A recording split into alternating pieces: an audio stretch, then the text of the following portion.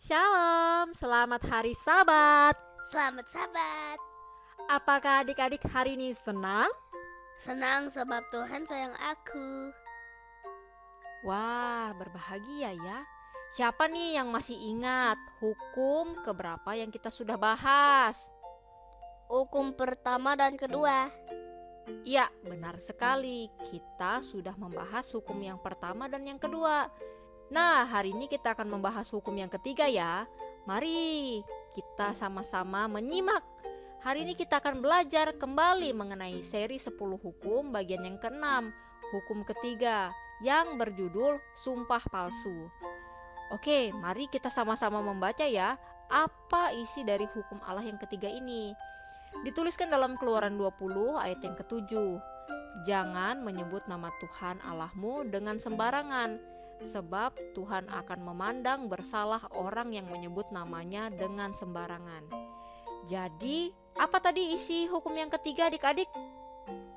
Tidak boleh menyebut nama Tuhan dengan sembarangan.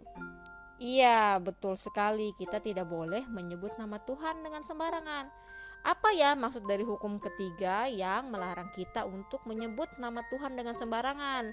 Oke, supaya kita lebih jelas, mari kita baca di dalam buku Patriarch and Prophet yang menjelaskan mengenai hukum ketiga. Demikianlah dicatatkan. Hukum ini bukan hanya melarang sumpah palsu dan sumpah-sumpah biasa, tetapi juga melarang kita untuk menggunakan nama Allah di dalam cara yang sembrono tanpa menyadari akan artinya yang hebat itu. Dituliskan dalam buku Patriarch and Prophet halaman 306 paragraf yang ke-6. Jadi, salah satu contoh pelanggaran terhadap hukum yang ketiga adalah bersumpah palsu dan sumpah-sumpah biasa. Hari ini kita akan membahas mengenai sumpah palsu. Apa maksudnya bersumpah palsu ya? Oke, mari kita lihat.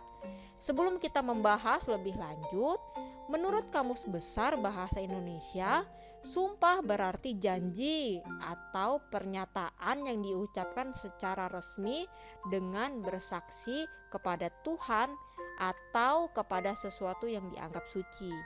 Jadi, bersumpah palsu artinya kita memberikan pernyataan dengan janji bahwa kita tidak berbohong, namun ternyata kita berbohong.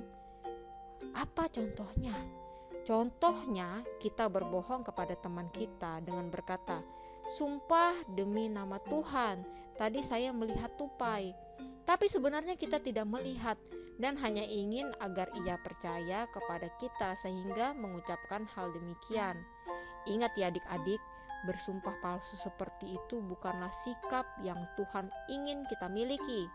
Nah, sekarang mari kita lihat dan kita membacanya.